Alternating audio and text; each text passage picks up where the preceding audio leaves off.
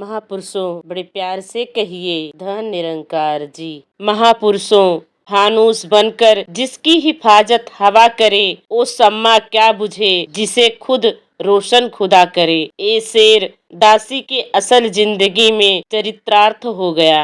25 दिसंबर दिन रविवार को शाम 5 बजे धारावी साइन में बाल समागम में दासी को जाना था और दासी के पति एक हफ्ते से केम हॉस्पिटल में एक रिश्तेदार की सेवा में लगे थे। दासी को घर के लिए और हॉस्पिटल ले जाने के लिए भोजन भी बनाना था। दासी ने घर के लिए और हॉस्पिटल ले जाने के लिए भोजन बनाकर रख करके नियमित समय से 2 बजे घर से, जो बदलापुर में है, साइन के लिए निकली। उस दिन रेलवे का मेगा ब्लॉक था, इसलिए गाड़ी कुर्ला से स्लो लाइन बंद थी। दासी ने सोचा कि समय से पहुंचना है, इसलिए दासी कुर्ला से ऑटो कर ली साइन के लिए। ध्यान बाल समागम में लगा था। इधर निरंकार की लीला की जिस ऑटो में दासी बैठी थी उसी के आगे एक स्कूटी सवार लड़की आ गई। उसको बचाने के चक्कर में ऑटो ड्राइवर ने अचानक अपनी गाड़ी बाईं तरफ मोड़ दी, जिससे दासी एकाएक ऑटो से बाहर बीच रोड पर गिर पड़ी और ऑटो मेरे ऊपर आकर गिर पड़ा। ड्राइवर को भी चोट लगी। ऑटो भी कई जगह से टूट गया और दासी चाहकर भी वहां से उठ नहीं पा रही थी, क्योंकि दासी डरी हुई थी और दासी के ऊपर ऑटो गिरा हुआ था। कई लोग मदद करने को आए।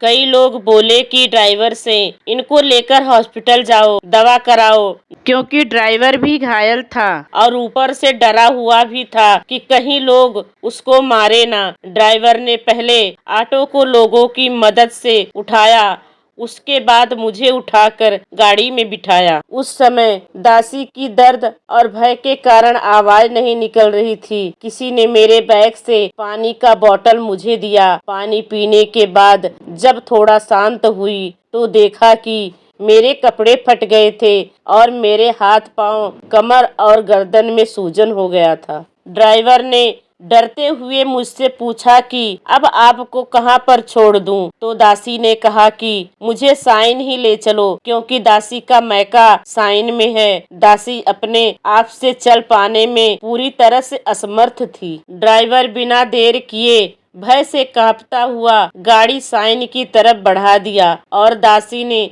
अपने भाई साहब को फोन करके सिर्फ इतना ही बोल पाई कि आप साइन ऑटो स्टैंड पर आ जाओ, मुझे चोट लग गई है। ऑटो स्टैंड पर मेरे भाई साहब को देखकर ड्राइवर को लगा कि कहीं ये मुझे मारे ना, इसलिए अपने तरफ से अपना बचाव करते हुए बोला कि अगर मैं नहीं होता तो आज इनका बचना मुश्किल था। खैर, उसकी बात पर ध्यान ना देकर मेरे भाई मेरा बैग अपने हाथ में लिए और एक हाथ से मुझे सहारा देकर बाहर निकाले। दासी ने ड्राइवर से किराया पूछा तो ड्राइवर ने मना कर दिया। फिर भी मेरे जोर देने पर जहां 70 रुपया हो रहा था, 50 रुपया ही लिया और वह जल्दी से जल्दी वहां से चला गया। उसे भय था कि कहीं मेरी हालत देखकर मेरे भाई उस पर गुस्सा न करें, पर ऐसा कुछ नहीं हुआ। दातार की कृपा से भाई के सहारे दासी अपने मैके पहुंची, जो साइंस सर्कल पर ही है। वहां पर स्प्रे लगाकर और पेन किलर गोली खाकर दासी तुरंत बाल समागम में पहुंच गई। दातार की कृपा, आप संत महात्मा के आशीर्वाद और दवाई के असर के साथ संगत की रौनक ने चमत्कार किया। दर्द तो हो रहा था, पर बाल समागम के कार्यक्रम में इतना आनंद आया कि कुछ समय के लिए दर्द का पता ही नहीं चला। इतनी बड़ी दुर्घटना के बाद सही सलामत बचना चमत्कार नहीं तो और क्या है। दासी को महात्मा जी के वो शब्द याद आ रहे हैं कि जिसे है आसरा तेरा उसे कोई गम नहीं होता, खजाना मुस्कुराहट का जरा भी कम नहीं होता। बहारें पास रहती हैं ये उसके कुल जमाने की, रुकावट रास्ता रोके ये उसमें दम नहीं होता। दासी ये नहीं कह रही कि दासी बाल समागम में जा रही थी इसलिए बच गई।